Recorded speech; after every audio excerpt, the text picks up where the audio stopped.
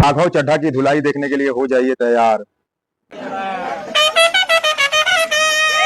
पिछले 3 दिनों से आप सबके बहुत मैसेजेस आ रहे हैं। हो सकता है मेरा तो नहीं गया होगा। ज्यादातर लोग मुझे बेस्ट विशेस दे रहे हैं, कंग्रेचुलेट कर रहे हैं, और ऐसे भी लोग हैं दुनिया में। कुछ लोग मेरे इस फैसले के पीछे क्या रीजंस हैं वो जानना चाहते हैं। तो आज जानने वाले तो मुझे मालूम नहीं, गाली देने वालों को मैं जानता हूं। और उन लोगों के लिए भी जिन लोगों ने शायद मेरी प्रेस कॉन्फ्रेंस नहीं देखी। ये वीडियो सबके लिए जो राघव चड्ढा को जानना चाहते हैं। दोस्तों, पॉलिटिक्स में आने से पहले मैं एक प्रैक्टिसिंग चार्टर्ड अकाउंटेंट था। मेरे सामने एक बेहतरीन करियर था। हो सकता है, लेकिन उससे अच्छा कैरियर पॉलिटिक्स में है, क्योंकि पॉलिटिक्स में बोरा से रुपया कमाया जा सकता है, गिनती से वहां कमाया जा सकता है। लेकिन मैं उस करियर को छोड़कर पॉलिटिक्स में आया। अपने करियर को बनाने के लिए पॉलिटिक्स में नहीं आया और एक पॉलिटिकल पार्टी।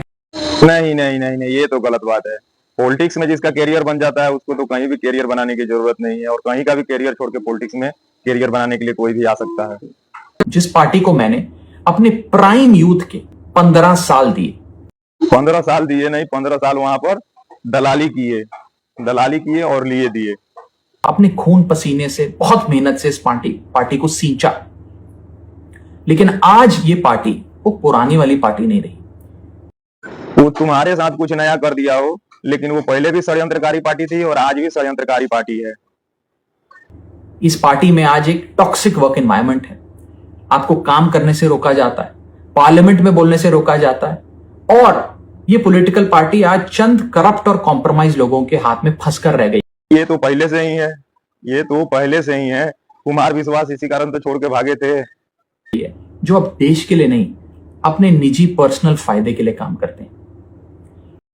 नहीं नहीं नहीं नहीं, इसको स्टार्ट ही किया था करप्ट और कॉम्प्रोमाइज लोगों ने। ये तुमको पता नहीं था क्या? तुम भी तो उसी में थे। पिछले कुछ सालों से मैं ये फील कर रहा था that perhaps I am the right man but in the wrong party. और इसी ये सब छोड़ो, you are right man for politics. You can change, you can maintain, you can make up and you can do everything. चलते मेरे सामने सिर्फ 3 options थे। पहला ऑप्शन कि मैं पॉलिटिक्स ही छोड़ दूं, दूसरा ऑप्शन कि मैं इसी पार्टी में रहूं और चीजें ठीक करने की कोशिश करूं, जो कि हुआ नहीं, और तीसरा ऑप्शन कि मैं अपनी एनर्जी और एक्सपीरियंस लेकर पॉजिटिव पॉलिटिक्स करूं, एक और प्लेटफॉर्म के साथ, एक और पॉलिटिकल पार्टी के साथ जुड़कर सकारात्मक राजनीति करूं।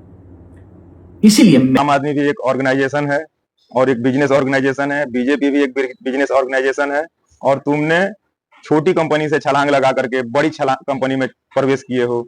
यही हुआ है, बातें मत बनाओ, ये सब समझ रहे हैं आज के डेट में। 1 नहीं, 2 नहीं, 3 नहीं, 4 नहीं, 5 नहीं, 6 और सांसदों ने, यानी कि कुल 7 MPs ने यह फैसला लिया कि हम अपनी इस पॉलिटिकल पार्टी से रिश्ता तोड़ते हैं। एक आदमी गलत हो सकता है, 2 आदमी गलत हो सकते हैं, लेकिन 7 लोग गलत नहीं हो सकते। और 7 लोग नहीं, 7,000 लोग, 7 करोड़ लोग और 7 अरब लोग भी गलत हो सकते हैं। इसमें कोई बड़ी बात नहीं है। बाबर आक्रमण किया था तो 10,000 लोगों के साथ आक्रमण किया था, और घर में चोरी होता है तो एक व्यक्ति चोरी करने नहीं जाता, पूरा 10-20 लोग ग्रुप बना के जाते हैं। डाका पड़ता है तो कोई अकेले डाका नहीं डालता, 10-20-50 लोग डाका डालते हैं। यहाँ तक कि मोटरसाइकिल और साइकिल छीनने के लिए भी 5-7 आदमी का गिरोह रहता है। तो यहाँ तो बड़ा ही काम करने और बड़ा ही कांड करने की इच्छा अभिलाषा के साथ आगे बढ़ रहे हो। वो अनगिनत लोग जो एजुकेटेड एरुडाइट लोग थे, जो इस पॉलिटिकल पार्टी के सपने के साथ जुड़े थे, वो तमाम लोग जो इस पार्टी को छोड़ के चले गए, क्या वो सारे गलत हो सकते हैं? आप ऐसे समझिए, आप में से जितने ऑफिस गोइंग लोग हैं, यदि आपका वर्क प्लेस एक टॉक्सिक प्लेस बन जाए, उसका एनवायरनमेंट टॉक्सिक हो जाए, तो आप कितना काम कर पाएंगे? क्या आप वहां काम कर पाएंगे? अगर आज के डेट में सारे ऑफिस प्लेस टॉक्सिक प्लेस ही हैं। कहीं काम के लिए तो एनवायरनमेंट सही रहता है, लेकिन आदमी के जीने के लिए कहीं भी एनवायरनमेंट सही नहीं रहता है। आपको वहां काम करने से रोका जाए, आपकी मेहनत को दबाया जाए, आपको चुप कराया जाए, तो आप क्या करें? उस स्थिति में सही फैसला यही है कि आप उस वर्क प्लेस को छोड़ दें। शायद हमने भी वही किया। हमने भी वही नहीं किया। आपने अपने आप को अपग्रेड किया, अब अपने आप को सेटल कर रहे हो, और कुछ दिन में अपने आप को प्रूव कर दोगे मैं राष्ट्रवादी, हिंदूवादी, धार्मिक और ये सब कुछ हूं।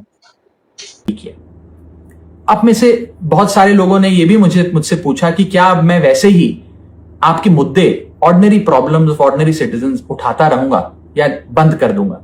मैं उन्हें विश्वास दिलाना चाहता हूं कि मैं आपकी प्रॉब्लम्स को लगातार और एनर्जी के साथ और जोश के साथ उठाऊंगा। और अच्छी बात यह है, यही तो सोचने वाली बात है, अचानक मुद्दे क्यों उठाने लगे? क्योंकि 1-2 महीना से उधर खटपट चल रहा था, तो लोकप्रियता वाले 2-4 भाषण मुद्दे उठा दिए, लोगों को भ्रमित करने के लिए, भ्रमाने के लिए, मूर्ख बनाने के लिए वो कम्युनिस्ट टाइप का मुद्दा उठा दिए कि अब हम उन प्रॉब्लम्स की सॉल्यूशंस को भी ढूंढ पाएंगे और उसे इंप्लीमेंट करा पाएंगे। जीवन में तुमसे बड़े-बड़े लोग नहीं कर पाए तो तुम क्या कर पाओगे? जिसको आशा अपेक्षा हो वो तुम्हारा भरोसा करेगा भाई, हम तो नहीं करने वाले। जय श्री राम, सीताराम, हर हर महादेव।